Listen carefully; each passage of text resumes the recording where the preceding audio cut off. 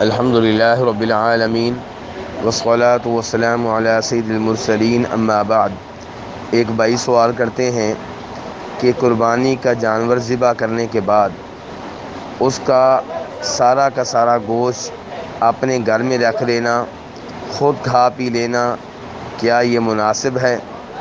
تو گزارش یہ ہے کہ قربانی کے جانور میں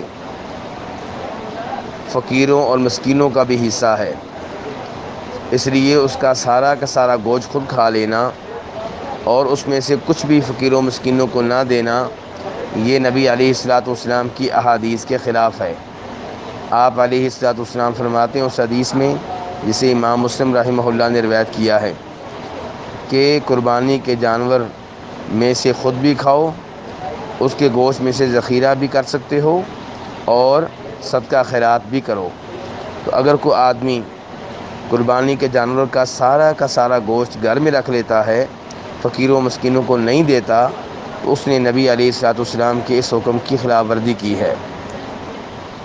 کچھ علماء کرام نے یہ فتویٰ دیا ہے کہ اگر کوئی آدمی قربانی کے جانور کا گوشت سارا اپنے گھر میں رکھ لیتا ہے تو اس کو چاہیے کہ بازار سے کچھ نہ کچھ گوشت خرید کر فقیروں مسکینوں کو دے۔